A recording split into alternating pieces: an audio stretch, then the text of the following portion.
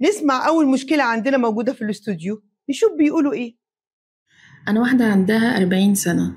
الحقيقة مريت بظروف صعبة فترة طفولتي. غالبا كل اللي عرفتهم في حياتي من بنات العيلة اتبهدلوا في جوازتهم، ومحدش فيهم كان مبسوط، وأمي كانت بتتضرب وتتهان. كملت جوازها لحد ما ماتت، بس كانت بتتألم وراضية وساكتة. المشكلة بدأت بعد كل عريس كان بيتقدم لي وارفضه، وبدأت مرات أبويا تعنفني هي وأبويا. مش عايزة تتجوزي ليه؟ انتي خايفة من ايه؟ وتلميحات سخيفة. وعشان أسكت الجميع رضيت إني أتعرض على دكتورة تثبت إن محدش لمسني. وبعدين حصلت لي صدمة منهم أكتر بعد الموقف ده، وبعد الحوار على إنك عانس وكبرت ومحدش هيرضى بيا. محدش فاهم إن دي النتيجة اللي اتربيت فيها، أتجوز عشان أرضي أهلي ولا عشان أكمل حياتي لوحدي. طبعا واضح جدا من روايتك إنك فعلا بتمري بأزمة نفسية. اللي شفتيه مش قليل. حظك إن كل اللي حواليكي ما كانوش سعداء. حظك برضو إن والدتك ما كانتش سعيدة. مرات باباكي بقى دي منها لله الصراحة، يعني ربنا يوريها بعد كده، أنا ماليش دعوة يعني. بس بصراحة يعني هي ست قادرة، مش عارفة ليه كده. يلا. لكن كمان إنك النهاردة تاخدي أي عريس، أقول لك لأ، لازم تشوفي استشارة نفسية. لازم ابعتلنا على الصفحة. أنا عارفة إن ممكن تكون الظروف عندكم مش هتتقبل قوي إنك تقولي عايزة أروح لاختصاصي نفسي.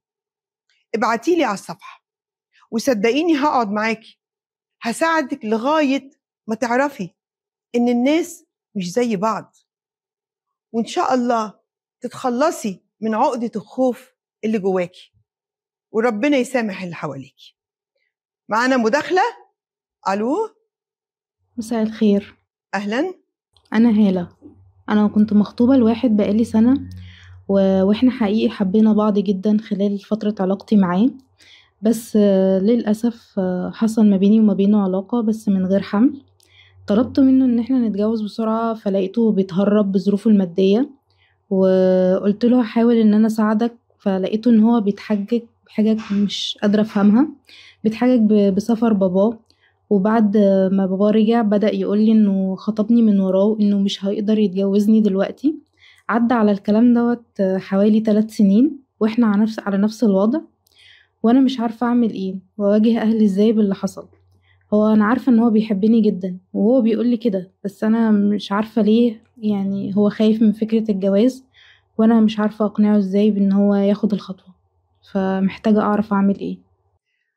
بصي يا حبيبتي، هو مش هقولك الرد التقليدي، وإن كان هو رد حقيقي، إن هو ما اتجوزكيش علشان الكلمة الغريبة اللي بيقولوها خد اللي هو عايزه. لا، هو ما اتجوزكيش علشان هو لحد كبير استرخصك، أو ما بقاش متأكد إنك أنت قادرة على الحفاظ على شرفك تحت الضغوط العاطفية. كون بقى إنك أنت بعد ما قال أنا مش هتجوز وكملتي معاه، أنت كملتي إيه يا حبيبتي؟ كملتي تسلية بقى؟ كنت بتسليه ولا إيه؟ يعني أنت علاقتك بيه إيه؟ بتطري عليه دنيته؟ واحد قال مش هتجوز، بنقعد معاه ليه؟ 3 سنين بتحاولي، مش هيتجوزك، ما بيحبكيش، متعود بس عليكي. لما يلاقي واحدة غيرك تعجبه هيتجوزها. أتمنى تقطعي علاقتك بيه فورا. ما تحطيش احتمال إنك لما تقطعي علاقتك بيه هيجري جري والحب هيقطعه ويجي يعتذر ويقول اتجوزيني والنبي. مش هيحصل، فما تستنيش. اقطعي علاقتك بيه واقفلي الصفحة كده على وشها، وربنا يكرمك في حياة تانية. وارجع واقول تاني، مستعجلين على ايه؟ مستعجلين على ايه؟ اصبري شوية هتتجوزي. مستعجلة على ايه؟ اهو، لا انت طولتي الجواز ولا طولتي اللي بتحبيه. هو ده اسمه كلام؟ معانا رسالة صوتية، نسمع بقى. اتعرفت على حد من السوشيال ميديا. الحقيقة هو كان وسيم جدا، وبدأنا نتقرب لبعض وفضلنا مع بعض 3 سنين.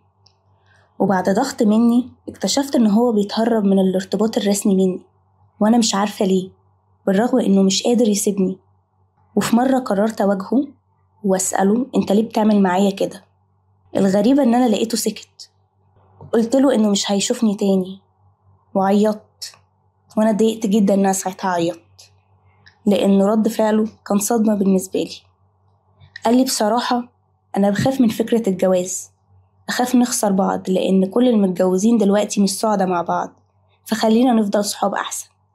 مش عارفة أقنعه إزاي إن هو يتجوزني.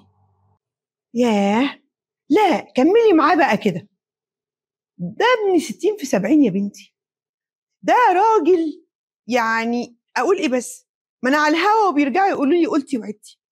فوبيا جواز ايه؟ هو ما عندوش فوبيا صحوبيه، وما عندوش فوبيا رايح جاي معاكي، وما عندوش فوبيا 3 سنين. وانتي عقبال ما قلتي له نتجوز اكتشفتي انه اتاخر، كان بعد 3 سنين. انتي مش حاسه ان الموتور بس اتاخر في الدواره شويه؟ 3 سنين، 3 سنين عشان تستوعبي ان لازم تسالي على الجواز؟ هو في ايه؟